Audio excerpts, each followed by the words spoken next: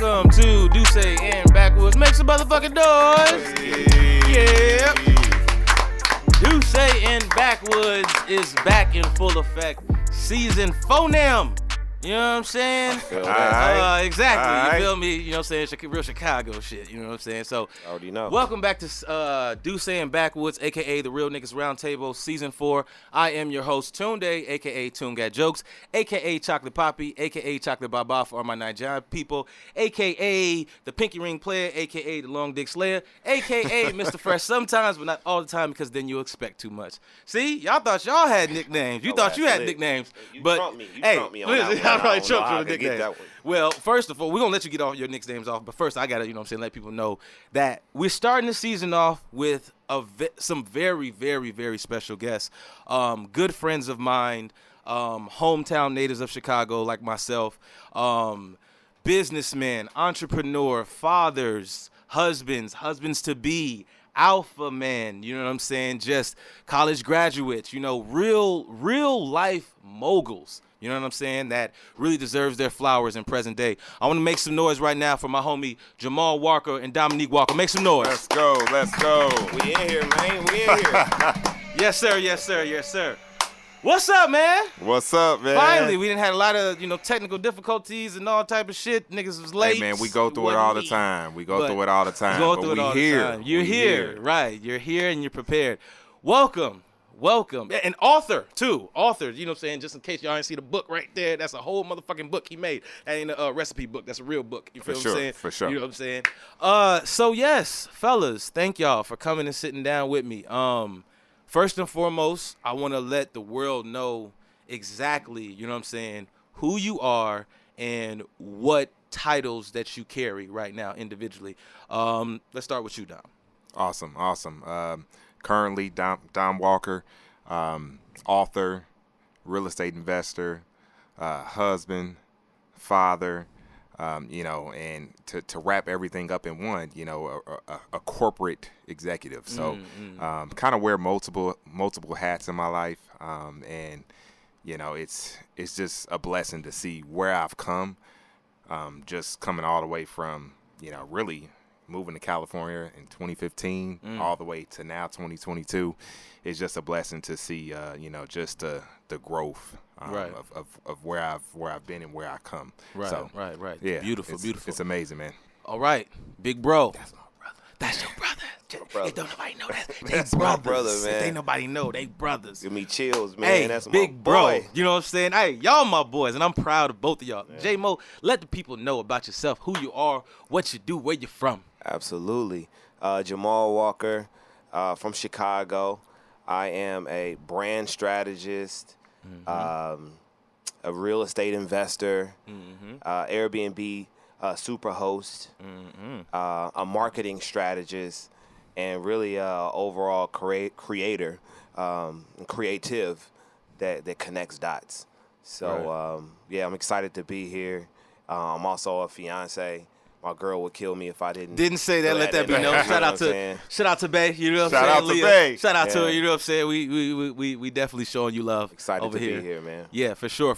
Okay, well let's jump right into it, man, because I want to really get into y'all entrepreneurship. You know what I'm saying, and how y'all stepped outside of the music industry, the entertainment industry, technically, and became real life entrepreneurs. So, prostitution, racketeering, how did it start? Let's go. I'm just bullshitting. I'm just kidding. They really hit the bro on me. Silly. Yeah, we ain't gonna celebrate that. But these are real businessmen, man. And the reason why I wanted y'all to come sit down with me on the show, all jokes aside, was to really give that perspective outside of entertainment. Because me, myself, as an entertainer, you know what I'm saying, I know a lot of prominent people in entertainment, but there's so many other people behind the scenes, so many people. Like, realistically, if anyone is been in Los Angeles, been in the Hollywood scene for the past 2-3 years now, these are the curators of fun around this bitch. Hey, man. You know what I'm saying? Like Millennium Age right now. Millennium Age is where it's at. Is where it's at. Let's make some noise for that. For You know sure. what I'm saying? Let's make some noise for Millennium Age. You know what I'm saying? Because that's the party promoters mecca right there. You know what I'm saying? Because right now y'all have everything on lock in LA. You know what I'm saying? Absolutely. Hollywood to North Hollywood to damn near mid city now. You know what I'm saying? Y'all got everything. Downtown LA too. Man. Exactly. Everywhere, DTLA. You feel me? So how did you get into entrepreneurship? How did that start? And where, as a black man, how important is that for you? It really all started by understanding how to bet on yourself and taking the courage to bet on yourself. You know, not being afraid to make mistakes, and not being afraid to go against the grain. So I love connecting people. I love hosting concerts. I used to manage Alex Wiley and Kimbe X and Spenzo out of Chicago. Oh, word. And that got me the confidence to bring people together. Okay, right? So how did you go from managing, because then obviously you were in entertainment, how did you go from managing to then getting into events and Airbnbs and other entrepreneur venues? Learning, just having that will to learn. You want to build and you want to actually connect people, but you also want to push things forward. So I started off doing concerts, and then when the concerts were super successful, I realized that I was putting everybody else on and putting a lot of energy into everybody else. You know, so. But you wouldn't make no money like that, or? No, you know it is about the money. It's about the money. Let's be clear. I was about to say it wasn't about the money. clear, my nigga. It's definitely about the money. You feel me? So I would always just say, as I was growing, it was like a deeper passion, though. Just like a deeper passion to kind of to challenge myself. You know what I mean? What could I do next? You know what I mean? I'm the type of person, I think Dom shares this type of passion where it's like, you know, we always want to challenge ourselves. We always want to see what's next, you know? So I think just being in a space where you could actually create your own brand and bring people out yourself and be creative behind it, that's what I chose to go after. And that happened in 2015 after I slowed down doing concerts and consulting with artists and came to my brother. We moved to LA from Chicago and just said, hey, look, you know, let's change the consulting aspect of Millennium Age Consulting to a brand. A brand that actually hosts events, works with, you know, universities. And that's actually really dope because what we're talking about initially, entrepreneurship and just as a black man in general, in this day and age and in society in general, being able to transform and or start over is some people's biggest Achilles heel. Right. You know what I'm saying? A lot of people don't change. A lot of people stay stuck in their thing, in their ways of certain things, because you named some very prominent artists at the time or when, you know what I'm saying, they were popping to the point where it's like that's something that you should stick with. You feel what I'm saying? Sure. But to be able to have the mindset to transition that into a more lucrative business, where does that come from? Yeah, and I just want to jump in. I've actually seen him actually transition from kind of that corporate space, sales, finance, and then actually betting it on himself. And because if we really go back, man, if we and you know where I'm going. If we go back, let's go back. Fuck the entertainment shit. Man. These niggas was selling knives. Absolutely. I know him like that. That's what I'm saying. First of all, J-Mo was the fucking spokesman of Vector Marketing Cutco Knives. He was the black guy. We was doing then he all of passed that. the baton down to Damo. Damo became the motherfucking black spokesman of the Dom shit. ran with it. He ran with it. He took you know the what? baton I have and to ran follow with with it. bro's steps. Bro, Yeah. I ain't never heard of two niggas selling knives like these two niggas here. Bro, You'd have thought they was fucking samurais the way they was out here Ginsu and shit. But God bless, they was out here cutting the prices down and getting this bread. You know what I'm saying? So what about that? What about the selling of the knives inspired y'all to be, you know what I'm saying, to take it to this entrepreneurship and really say, I can do this shit? Really, man, you know, with me just being, you know, also in sales and in corporate and him making that transition, it really just, you know, it made me take a step back and say, hey, my brother is really confident in what he's doing. He's very successful. He's consistent. You know, why am I not putting some type of energy into what he's built already? You know what I'm saying? Yeah. A lot of times, you know, we walk around and we look to the left and the right. We go invest in, you know, the next random person's business on the internet, or you might go invest with a friend, but, you know, you looking over your family members. And a lot of times they're right in front of your face. The opportunity is right in front of your face. So, you know, I'll never forget this day. You know, we kind of had a conversation, And it was, one of those conversations that kind of just led on for a couple of weeks. And, we met up at a bank and we were just like, this is it. You know what I'm saying? Mm-hmm. This is it. This is the number that we need. We need to actually wire these funds immediately to secure the, the equipment for the next stage of Millennium Age. That day goes down in history. Really? History. So what was on your mind when you said, all right, fuck this, we about to take it to the next level? I called him, and, for clarity purposes, Millennium Age wouldn't be Millennium Age without this man right And here. being very clear, Millennium Age is the company, the brand of the events. Absolutely. That you do, So, all the events. And what is under that umbrella of Millennium Age so people know the type of events that you guys throw? Sure. Silent events, the silent concept with headphones and DJs, listening to headphones, in an audio with 3 channels. And our brand has taken that across the country. We've toured with it for 2 years. Talk that shit, King. Let them know the exact spaces that y'all got. How many places that y'all popping out of? Oh, before pre-pandemic, we were in about 40 different cities. Wow. Monthly. Wow. Monthly. Yeah. Monthly. Yeah. And we're going to drop one of Clues bombs for that. To date, in the last 3 years, we've done a little bit under 1,000 events. 1,000 events. Yeah. So that's something that we hang our hat on. But just to answer your question, we're the source of silent events. We're more like a pioneer of the concept for doing silent parties across the country. Yeah, I think y'all was the first silent party I ever been to. Absolutely. Absolutely. Yeah, so it was fire too. Y'all DJs was fire. That bitch was jumping. Absolutely. We've done some really, really amazing things, and we're proud of them. In Atlanta, Chicago, Philly, DC. I mean, really, really across each major market and across each B and C level market, you've seen Millennium Age silent parties host, some of the best experiences of some people's lives. You know what I mean? Like they've met their girlfriend, they met their guy, they've hooked up, they've met, networked there. Man, I have had phone calls with literally couples that basically went to a silent party in Chicago, and now they're welcoming a new life into their marriage. How does that then make you feel? I'm telling like you, when gotten you phone say calls these just like that. Where it's just like amazing, man. Like I said, y'all are the, curators of fun in this bitch. So it's like if you're doing events, it's things that people finding time to go to and things like that. Like, okay, prime example. Rick Ross started a train of fucking Wingstops because the big nigga like lemon pepper. Yeah. Y'all just the turn up kings, or y'all just understand how to monetize fun? That's a question. Do you just like are you the life of the party, or do you just understand how to monetize fun? I understand that people want an experience, man. People don't want to be bored. People, they don't want to watch other people anymore. They want to dance. People want to connect. People don't want to people watch anymore at an event. Right. So that's what we look to bridge the gap, and we did. You can actually understand that you could have 3 different parties going on in one party.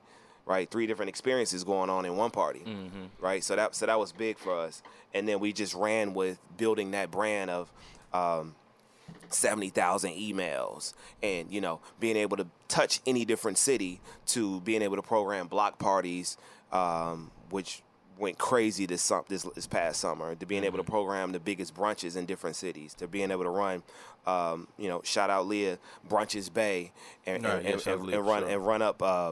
A really cool ticket behind that last summer, to be able to run Brunch Me Down and all these type of different programming outside of the silent party, just because we're known for doing dope shit.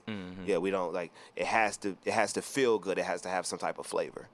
Okay. Yeah. So my next question is, how is it working with friends and family? How is that, knowing that business can be, you know what I'm saying? It's like, damn, I love my brother, you know what I'm saying? But this nigga always doing shit extra, or man, you know what I'm saying? This nigga's always late, you feel me? Like, what the fuck? Like, how is that? You know what I'm saying? As a younger brother, how is it working with Big Bro, knowing you looked up, but then it's like, sometimes, nigga, I'm a man, I got, you know what I'm saying, opinions, I got shit that I want to do, or bro, that was stupid, you know what I'm saying? Like, we lost money off that. Like, how is that, you know what I'm saying, playing that? Man, I'm actually glad you brought that up. The great part about actually being in business and, running a company with your brother, you get to have those candid conversations, and you get to really, really have it out with each other, cuss each other out, right? And then maybe in 6-7 hours, y'all meet up and just, go go grab something to eat and chill Right, out. You know what I'm saying? Or be like, all right, I'll see you at mom's house. Yeah, all right, whatever. Exactly. Because it's been 0 to 100 for real. man. It's been man. I'll probably say we done had like at least 2 or 3 times where hey, we're thinking about the business here. This is an event that me and him are vested partners in. Yeah. And for whatever reason, something goes wrong with this event, right? Mm-hmm. That actually impacts both of us financially. So whether it's more of his priority or more of my priority, It's both y'all pockets. it's both of our pockets. So I got to really, really kind of just scream to him that, hey, the priority needs to be on the left side versus the right side. You know what I'm saying? And that was really just, it's tough for us. Sometimes, you're only one man. So, you know what I'm saying? Sometimes Okay. it's tough. Wonderful. But at the end of the day, we've definitely had it out with each other, man. So for sure. because of that, because of being entrepreneurs, and y'all are venturing into independent businesses, but are both doing businesses, Airbnb, real estate, you know what I'm saying, entertainment, things of that sort. And you've now officially become an author. We got to, you know what I'm saying, shout out to the book. Yep. You feel me? You know Don't what I'm wait saying? by real estate. Don't wait by real estate. You feel me? Yep. You know what I'm saying? Black man, you know what I'm saying, out here creating some literature. You feel me? So go ahead, support that. It's on Amazon. Also follow my Instagram, Deeds with Dom. You can actually get the ebook, but primarily the paperback is on Amazon. Wonderful. So my question is then, as entrepreneurs and as people you've transitioned from going or being in Chicago to coming now all the way to the West Coast, and now you're starting a business with your family. Correct. By starting that business, what were both of you give me 2 things that you've learned that has allowed you to grow as a man and as a businessman by transitioning from coming from Chicago and being out here and having to adapt to the culture, to the environment, and to the people that you're working with? Give me 2 things that made you a better man and a businessman. Man, I guess I'll start off with one right now. I think, and really, I kind of get this from him. I wouldn't even be where I'm at right now if I did not have that older brother and his leadership in my life. Sure. You know what I'm saying? There was a time where, even with me having a great foundation career-wise, there was a time where I didn't even want to make a cold call. I didn't want to get on the phone and talk to a venue.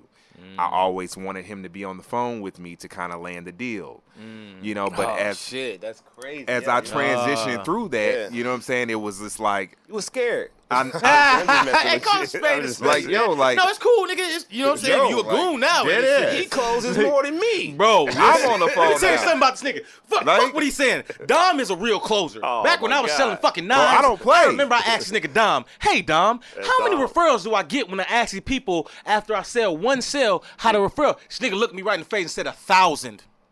1,000. He said, ask them to write 1,000. I said, Dom, why the fuck would they do that? 1,000 and didn't blink.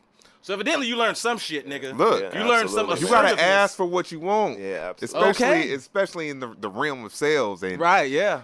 one of the superpowers that we've developed just based on the experience with our business is really just creating processes out of state.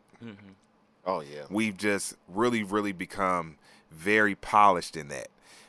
Having an event and not being there, having the people in the boots on the ground to be very, very tight and facilitate that event, make sure, everything goes well, make sure they're paid, and then make sure we paid.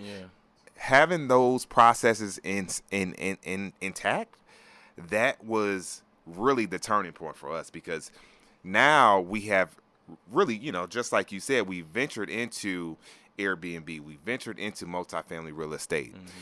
We don't live there where we actually have these processes and own our property. So We don't plan on going back frequently.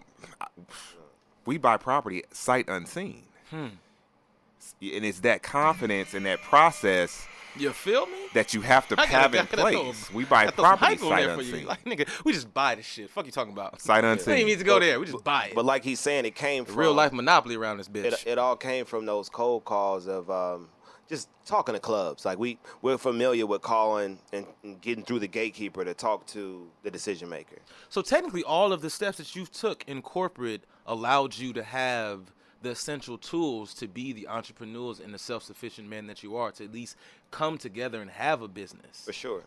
And then I want to answer the question with just saying that it made me a better leader by cultivating a team.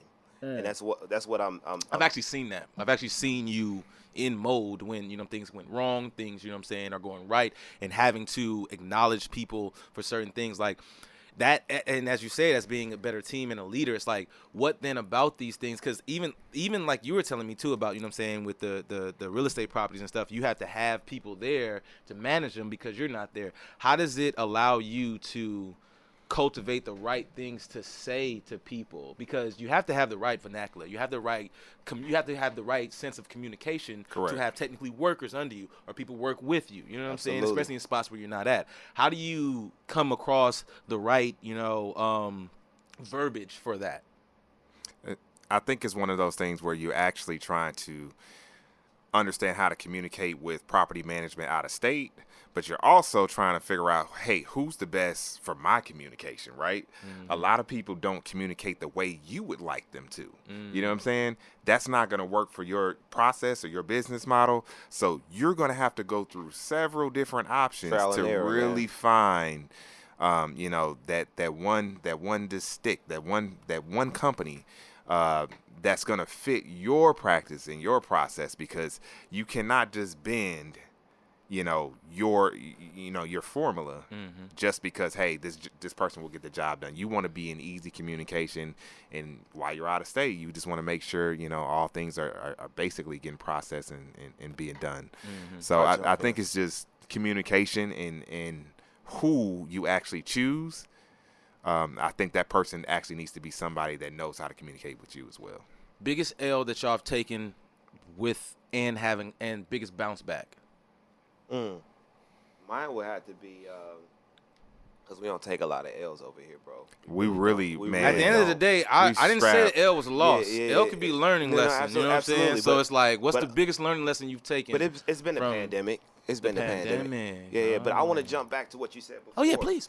Because it's really important that Dom and I share it with you that we've empowered a bunch of people with us, and I'm telling you, not under us, not no matter what their percentages are or anything. Anybody that's worked with us or still work with us will speak highly of the knowledge that they've gained, the experience that they've gained, right? The vernacular, the confidence that they've gained, right? Because we've been able to kind of cultivate people to say, yeah, I work with Millennium Age, right? Like I live in Charlotte, but they sent me to Philly to do this event, and in Philly it was 500 people there, and I know I was a part of something bigger than myself. So we were able to empower people to share our goal. Yeah, we two black men that are professional but still down to earth. Yeah. And we were like, hey, look, I know you got this goal of bringing people together. Let's do it together. Our resources are your resources. Does that feel like a certain type of like calling and purpose for y'all then? You know what I'm saying? To be able to, like I said, because you have entertainers, you have comedians, you have actors, you have, singers, rappers, all these things. How they find their purpose is by speaking their truth and allowing people to, be moved by it. But by y'all being your natural selves and cultivating a business that actually brings value to others' lives, brings joy to people's day, and brings money to y'all motherfucking pocket, it's like, does that feel like then your purpose? Because it's not just you just having fun all the time. It's you cultivating a lot of different things in one setting. It's a big piece. It's a real big piece of my purpose of connecting people and helping people succeed. Like I've had people on my team, and Dom can speak to this, that they weren't able to get that apartment lease, but now they got that apartment lease because they were paid on company payroll from a black company. Right, they were able to show a W-2 or a 1099. Right, we weren't just paying them under the table. Right. We were able to kind of show proof of funds for the whole year. You were able to go buy a new car. You were able to go fix your credit. We were able to kind of tell you, hey, look, credit is important. Don't do anything dumb. So, to answer your question, it's 100% a purpose of connecting people and building people, for sure. That's dope. That's dope. And I'll just sit here and say, like, you know, a lot of times, you know, people aren't a part of, you know, an entrepreneur just like you, and you built your own company from the ground up. And I was able to, you know, really, really kind of, you know, just be a monumental part of that. So a lot of times that doesn't happen and it's not successful. Yeah, but I'm here to say, you know, year over year, he has hit $1 million years, not just once, you know, and we have given the opportunity to pretty much multiple individuals to come and actually participate in the opportunity of, hey, if you see a market out of state, in state, wherever, to bring our brand and kind of partner up with the specific venue that you love and kind of fits with our brand as well, hey, come along for the ride. Right. Because, you know, it's not only a financial aspect, you're actually learning a lot. Yo, okay, so because we about to get into some shit, because I want numbers Talk dropped. that shit. You gonna talk that shit. I want numbers dropped, boy, Dom. and I want motherfucking, you know what I'm saying, specific advice to up and comers. You know what I'm saying? Because I feel like y'all have a lot to offer and a lot to say, and y'all being real humble right now. Got to, though. What we about to do is we about to take this smoke break, and after the smoke break, we're gonna be right back, and we're gonna drop a lot of motherfucking numbers. Let's get it. Stay tuned. Let's get it. Hey man, like this is like, you know what I'm saying, one of my homies even asked me, man, like, man, what I plan to do with it. It's just like, at the end of the day, this is my passion. It's something that's like, well, you catch a bunch of people with TV shows and stuff like that, and it's like, man, why the fuck does they got people just people know his name? It's like, man, but it's like you actually talking about something, you know what I'm saying? So it's like I see myself as somebody that can actually make this shit, you know what I'm saying, something that people want to see, you know what I'm saying? So it's just like, I've been doing this shit for years, no bread, you know what I'm saying, no bread. So it's like, but when the bread does come, it's gonna be like, bittersweet, bittersweet, you know what I'm saying? So it's just like, It's all from afar. for sure, you know what I'm saying? It's just something that I just, you know, cultivated and looked at as like, man, all right, because out here in LA, man, you know, it's so hard to actually have something of your own. That's why I fuck with y'all so much. Y'all have something of your own. We like to stay in niches. We're different. It's eclectic. It's a vibe. It's a feel. It's unmatched. Really. Right. And that's shit. That's what we feel here. That energy that you bring in, man. How you curate the shit. The guests that you have and that you don't have. You know it's gonna be different. The thing is, it's just like, you know, at the end of the day, it's like, I feel like I learn from everybody, and I feel like a lot of people have to do that more. You know what I'm saying? Like, learn from people around you who are successful. If you find yourself being intimidated about people around you, get away from them because you're not ready to be around those people. You know what I'm saying? I hang around you niggas, I be around, you know what I'm saying, all the time. It's like, and it's never about money, it's never about status, it's about the person who you are. Because we all know, you know what I'm saying, when you get money, it just amplifies who you was before you had it. Man, You know what I'm saying? I've So it's seen like, it so much, bro. I've seen a lot of tell me about it. I've seen a lot of people switching, Tell me about it. acting funny with you, you know, moving different. Yeah, I've seen it, bro. What's the wildest thing you seen in the club while you've been out here in LA? It's been 7 years now. What's the wildest thing you seen in the club? I want y'all have been. But look, And one of our it's tough. It's tough because when we say, hey, you know, money will change some people. Sometimes, you know, we know each other from coming up in the crib. Right. So we always gonna be 10 toes down. Exactly. But I've seen a different conversation that I have now versus like 14. Did you go back to your high school reunion? Did you? Yeah, I did. I did. It was lit. No. It was horrible. I- Shout out to HF. You know what I'm saying? That's all of our Bro. high school. We went to HF. High I think school. the year You know what I'm after saying? mine was lit, but like, bro, no. Oh wait. Was it? Yeah. I didn't go. Okay. I I heard y'all was lit, and It then was 06 was lit. It was alright. 07 was like, It was alright, bro. 07 was both. But the thing is, you know, how is it? Okay, we went to a high school in Chicago called Home of Flossmoor, right? HF, aka. And I plan to do a documentary on that high school because we have so many from the class of 2004 to 14. We have some of the most predominant figures in the country, hands down. Juice WRLD went to our high school. You know what I'm saying? Like, young again, you know what I'm saying? But we have Olympians, we have NFL athletes, NBA champions, NBA players, scholars, doctors, entrepreneurs, comedians. We have everything that went to our high school. You know what I'm saying? So it's like, with that, did y'all ever feel any type of pressure? Pressure, you know what I'm saying? Just like you gotta succeed. I wouldn't say that. I don't know. Like, I felt pressured on the sports end because the school is ran by sports. You tall, and yeah. I wasn't this tall back then, but You've been tall to me forever, nigga. But anyways, I felt pressured sports-wise. shit, do overnight, bro. Crazy. Overnight.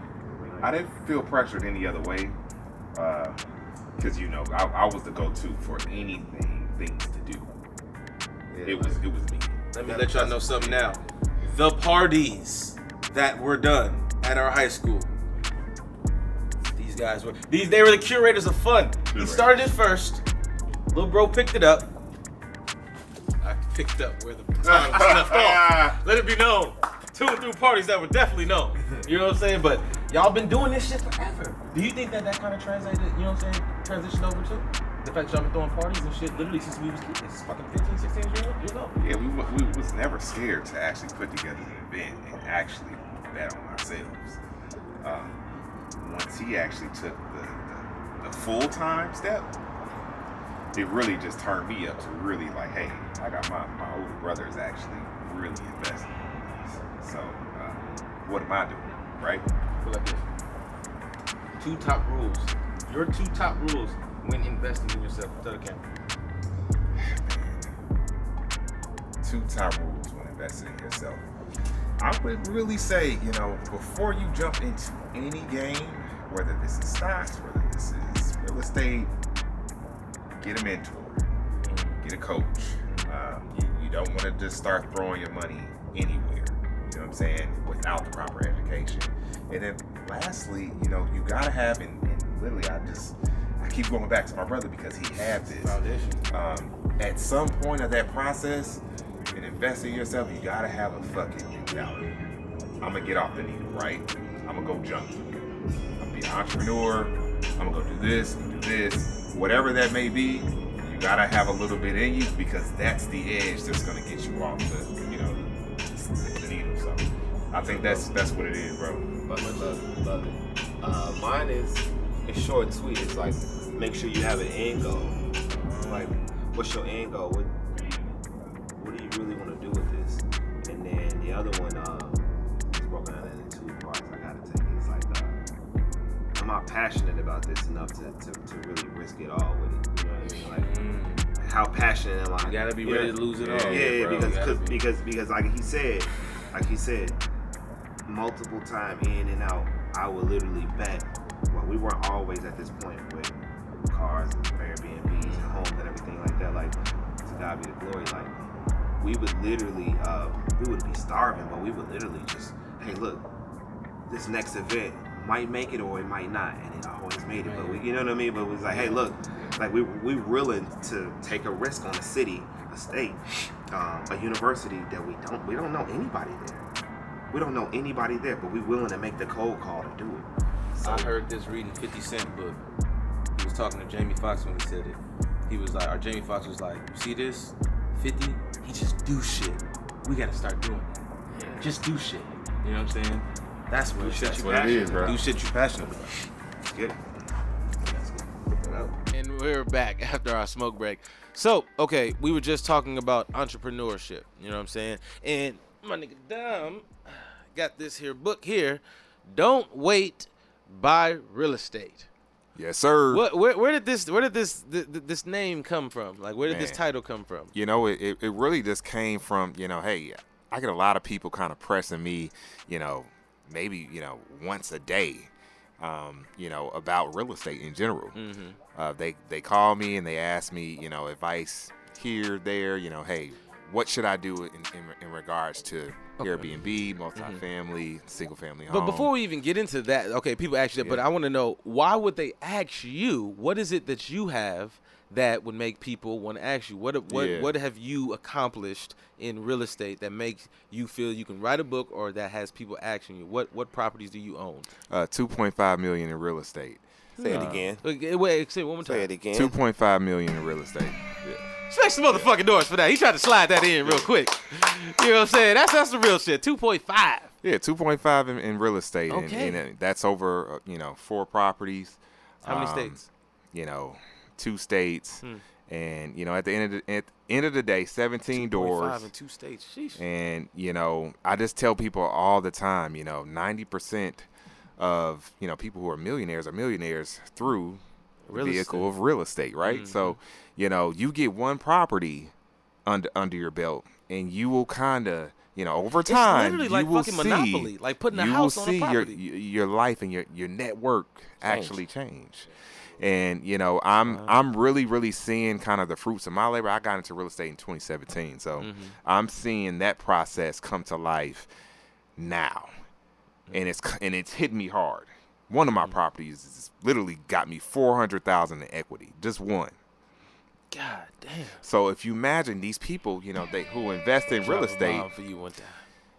you get 10 properties under your belt. All you need is a couple of them to take off. Right. Like I just said, I have one that just gave me $400,000 in equity. What is it going to give me in the next 10 years? Exactly. I've only owned the property less than 4 years. That's $100,000 a year of equity. So yeah, that's one of the main reasons why I wrote the book. I want more people to actually get into real estate, and the main caveat and the main what's the scariest thing about people, and that what's the scariest thing about real estate that probably makes people intimidated about thinking about getting into it? You want to take that one? Either or, if you can take it. You know what I'm saying? I want to know that. You know what? I really just think it's a facet of multiple things. Every time that I'm having a conversation with somebody who's actually just thinking about landing that first property or landing that first investment property, they're thinking about what's not right on multiple levels. There's a lack of knowledge.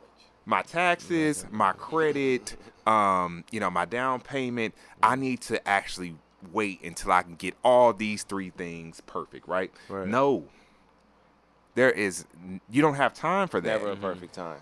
Because it might take you, that's a lot to get together. It might take you a couple years. Right. You might have just lost $100,000 in equity waiting like that. I just told you I made $100 every single year I've owned one property. So if you continue to wait, you might have to hop in the game with the high interest rate. Once your credit is better, refinance back. Deal. You might lose a good deal, right, Dom? You might lose a good deal by waiting. So, it's just all about timing. And then, also with real estate, it's all about who you know. Just me being in that space, I get deals that just come to me now because I've just established myself so well in the space that deals actually, off-market deals, come to me. My last property was off-market deal off of a phone call that actually, basically I did a deal with this guy. He referred me to another deal, and then next time it was one of his properties, right? So I'm just telling people, you got to start somewhere. You got to get in that space. And the title of the book is Don't Wait by Real Estate. Keyword, don't work. It's pretty runs. Yeah. Don't wait. Okay, so what got you into real estate, and like what properties do you have, and where do you own them? So I own a multi-unit. It's a 6-unit commercial space in Chicago. And I was super happy about it. Big milestone of mine because people in my space in event promotion tend to buy their money, use their money to buy shiny things. Right. So like Dom was saying, it's just like a lack of knowledge of like getting everything together, getting your paperwork together and everything. So what made me do it is just that I wanted to park my money into a vehicle that made money. I wanted the money to make money from itself. Right. You feel what I'm saying? It's too often that us as a culture, we operate in this space of earned income, right? We have to hustle for the money. We have to spend time for our money. But I wanted the money to work for me, right? So after having some successful years behind Millennium Age, I decided to put a chunk of money inside the pandemic to work for me. And it made sense at that time to become an owner versus a renter, Right? And how So, much do you feel that could you say that you've earned off of your real estate investments in the past like year or two? I can't really give you that number right now, but my property is worth a $500,000. Nice. I have one property now and a few Airbnbs, but I'm blessed to have those. I'm blessed to have that. You know what I mean? As an event producer in my space, to say, hey, look, I own that. That's something that's mine. Mm-hmm. And what's also intelligent and what's inside of the book, and Dom could speak on, is that I purchased the building with an LLC. So how does that work? It's no longer operating. The business credit is no longer operating under my personal name.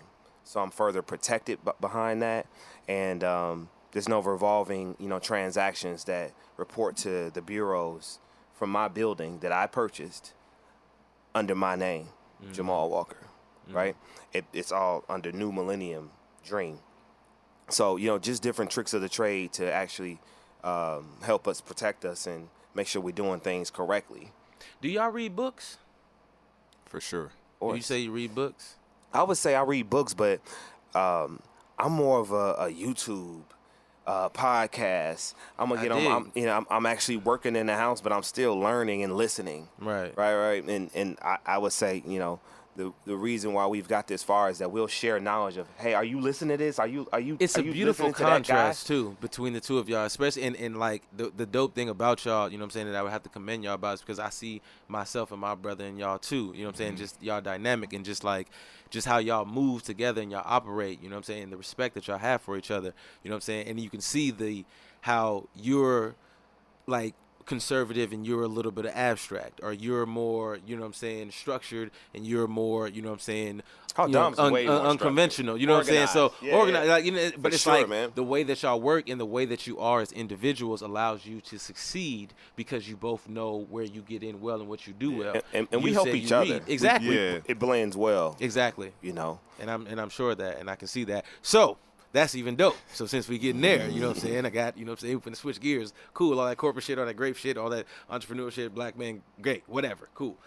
Now, I want to know from you, talking straight to you, tell me a funny or embarrassing story about Dom at any age.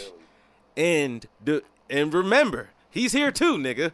So he can defend himself. So based on how much you expose this nigga, he can say just the same or drastic about you. So if you're feeling froggy, nigga, leap. You know what I'm saying? Because he knows just as much about you as you do about him, especially because y'all this close. So y'all been giving each other praise and flowers and shit. He might have more funny stories on me, man, because Dom was a cool kid. Like, Dom never got in trouble like that. Okay. Like, Dom had a little... See, the blessing of having a little brother is because, I got one. Like, I got in trouble. I got the whoopings. I was all, Me too. Yeah, whooping gang. Hell yeah, ass kicking gang. Yo, every Sunday on the way to church, I guarantee you not, Jamal was getting cussed out. I was, bro. Did not make curfew. Hey, shake my hand, sir. Hey, listen, we acknowledge it, the bullshit over here. Every Sunday. Man. We acknowledge it so over Dom here. was like the angel, you know what I mean? Word. And what was crazy is he was still on his bullshit. My brother too. But it was like kind of like overlooked. It was like a cloud, right? That's the same shit my brother used to do. So growing up, I had a curfew. Me too. It was some bullshit like midnight or some shit Me like that. too. Like, you know what I mean? What the fuck? And I was in high school. Bro, I defied the curfew all the time. And the short version of it is that, honest to God, my mother's the most sweetest woman in the world. My brother never heard a damn curfew, He had company and all that type of stuff. So it was like, see, he'll tell you. So give me a story, folks. Like, I need a story. Like, evidently you got a story. Like, don't save him now. Reason why bro had curfew, like, on my end, I was doing things a little bit different. I'm like, my parents were very, very kind of like non-conventional. So they were just like, look, if y'all want to turn up, we'd rather y'all do it at this house. I remember I've been to your go house around and be driving and drinking, all that. I appreciated that from my parents too. Yeah. It, people basically came to. It was like a safe house, right? So Jamal, on the other hand, bro, like somebody it was just give me a story, folks. Like, it was just a different type of. It was a Oh. different type of vibe. I'm That was gonna wild. keep it real. J-Mo, he about 30 more % hood than me. You know what I'm saying? That was wild, bro. I'm telling you, I was in man. these streets. I was in these Okay. streets, In man. the Word. streets. All right, cool. All right, you can give him a story about maybe Pops catching me and Wood smoking in the car in the driveway. I don't know if you remember that story. Man. Yeah, he wasn't even there. Nah, huh? I'm gonna get.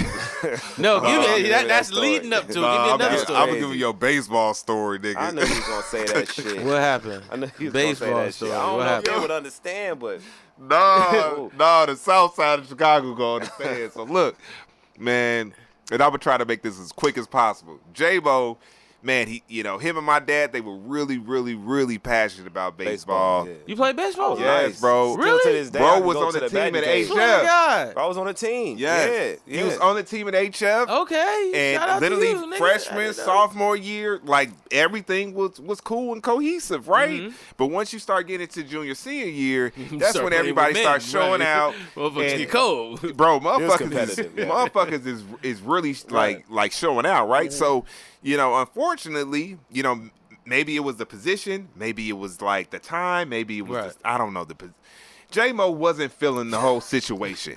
J-Mo transferred to Thornwood, right? Yeah, yeah, His yeah. senior year, something like his last year. J-Mo, like, Shout you out know to what? Thornwood, by the way, man. You know what? I'm I gonna love go y'all. to Thornwood. All right, bet.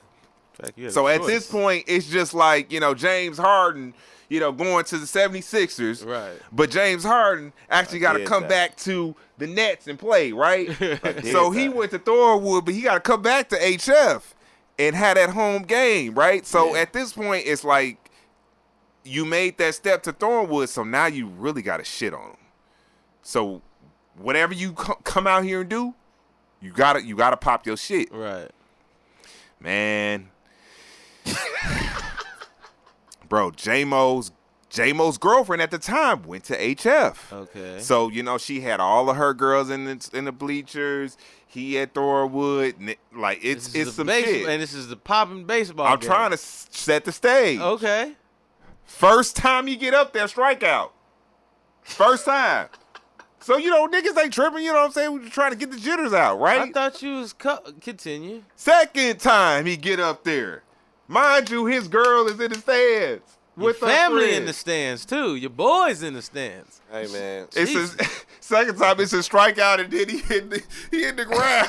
He hit the ground with the bat, bro. Play a strikeout, too. Oh my God. Then third time he hit it right to the pitcher, bro. Right to the pitcher. So bad, that was one of those times where it was just like, it was fucked up during the game. Thank It's a God funny ass shit. you figured out how to make life work for you, nigga. Man. Struck out in sports. What the fuck? Man, it was competitive. I ain't gonna lie, man. It was crazy. Shout out bro. to all my guys on both sides that was like really nice. My boy Tony Steele was really nice. That's actually a rare ass story though. You Yeah. don't hear niggas, like bragging about baseball. Like yeah. that's some cool And that shit. kept me out of trouble for the most part. Like For for sure. real, they definitely kept Niggas me out of play trouble. piggy in the hood and shit Nah, like that that. kept but me out of baseball, trouble. That's, you know what I'm saying? Like, was good at it.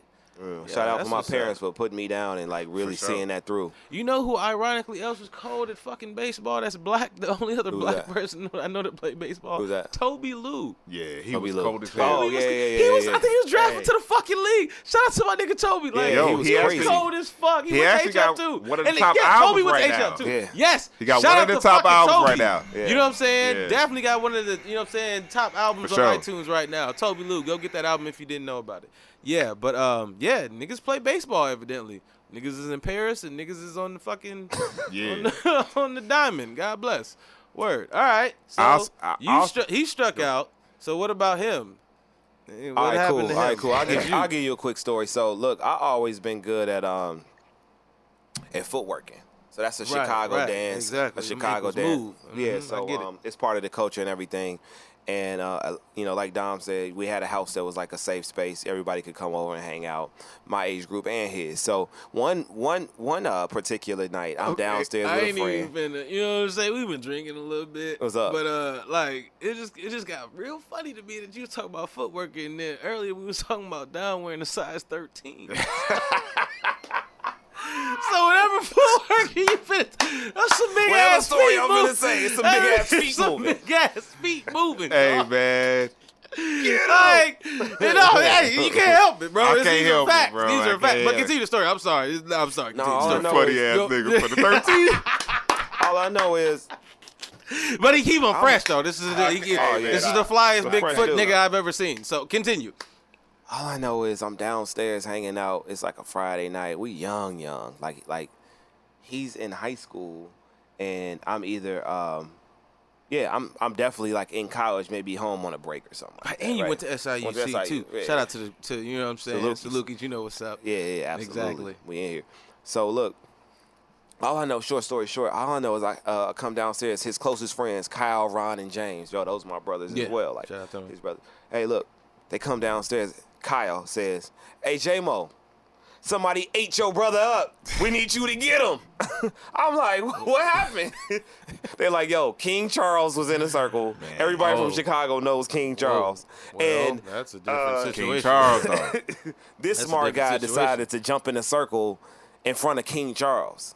Now, I could footwork, but I ain't no King Charles level. I got homies that's King Charles level. You feel me? But it was just funny. It was super funny. So his homies came downstairs, and it was just a roast session for about an hour of, hey, J-Mo, you got to go serve them on your brother because your brother got ate up.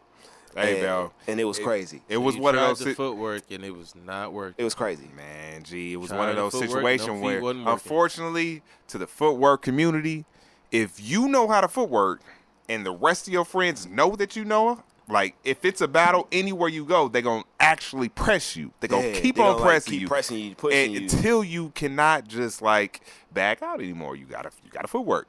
So I actually footworks against King Charles. It was the worst decision that I ever made. Hey, J-Mo, they burnt your brother. The worst It was decision I ever hilarious. made. It was hilarious, man. That's Some childhood good memories, man. sure. that's actually very interesting. And then you guys transitioned to being entrepreneurs. You see how the life goes, ladies and gentlemen, boys and girls. You can grow up and be fucking horrible baseball players and even worse footworkers and end up making money when you get older. Exactly, You bro. know what know I'm it. saying? God bless kings and queens. But man, I really want to just really give you your flowers, bro. Man, you There you go. really built your business Thank from you, the man. ground up. Thank you. Shout out to you, J-Mo. From where I seen you at the beginning of Millennium Age to now is just extremely impressive, bro. Thank you. A lot of people start companies and they never reach the type of numbers that I've seen we reach. So flowers to you. You've transferred and transitioned into multiple different avenues and real estate and Airbnb. But I kind of want to stop on there on the Airbnb. Let's get what, it. What's one of your the worst Airbnb situations that you've ever had, love right? That's a good Airbnbs. question. And That is I've had some crazy ones as well, but we all need to know, hey, how to deal with these situations, how to prevent them, to the people who actually do Airbnb. So I'm a super host on Airbnb, and so is Dom. Dom actually led that category first, and I have an Airbnb in Miami. Everybody can look it up. It's called Miami Vice, right in Brickell, Miami. Super proud of it. It's a penthouse. It's a 3-bedroom penthouse. So at the end of the day, Yeah, you gotta give him some love from that. Right, Yeah. right, for sure. So that's the situation there. The worst part about it, one time, it was like our 6th or 7th guest. Everything was going smooth, check in and check out, making money, right? Right. After one guest left, we get an email saying, hey, Mr. Walker, we noticed that somebody going into your unit pissed in the lobby, pulled their pants down. What do you mean pissed? Like meaning angry? A female or pulled their pants down and urined squatted in the lobby. in the lobby. And then we saw him going to your unit. So if you could give us, hey, happy Thanksgiving. Happy Thanksgiving, Mr. Walker. We noticed that somebody pissed in your, you know what I mean? Give us a call after I Thanksgiving. know that's funny to y'all, nigga. That shit's hilarious. Somebody Bro. pissed. I'm reading the email hot. And it's on Thanksgiving. It's like a couple days before Thanksgiving. So I'm reading the email so Really, the tell all to that is just make sure you keep your process tight. Make sure you vetting your the people that come in. Make sure you have a document like that Dom came up with that vets the people and kind of dots the I's and crosses What do you the mean T's. vet? Like, So it's a background check. Oh yeah. Hey, who are you? Where do you come from? Why are are you you an out-of-state guest? Why are you coming? Are you in-state guest? That's a big difference. What type of people are you bringing? If you're what are you celebrating? Are you here just on some couples type of vibes, or are you here to really? Is it a turn birthday or is it Valentine's Day? It's a different type of vibe. good questions right? to ask. Mm-hmm. Right, because typically we don't even rent to people that are in the same state. No. Right. On my listing, it literally says at the top, I do not rent to locals. And, Motherfuckers prejudice as fuck. Yeah, No. yeah, just Tell them what type of numbers you did last year from Airbnb. Yeah, so from an Airbnb standpoint, one of my units did anywhere between, actually, it did $46,000. Let me give you the exact number. $46,000 from one specific unit, and That's one vehicle, y'all. That's literally that's one vehicle income. talk about a reason why But niggas should write a book. You know what I'm saying? Exactly. Let's make some noise for that. You feel me? That's some shit. Exactly. Goddamn. All right. What I do get a lot, and this is a great segue into, people actually ask me all the time, like, hey, when I'm actually investing in Airbnb or actually about to land my first property, should I lease that unit, rental arbitrage, or should I actually purchase that unit or buy it? And what's the difference? Which way to go?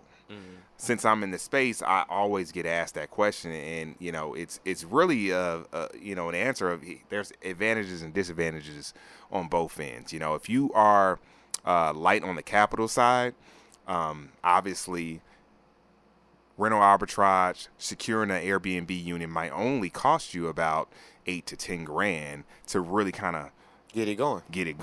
A really nice unit in a great location.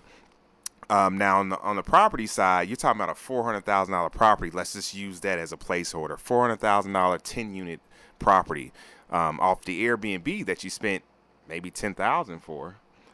You might see $3,500 a month from that. Off the property side, your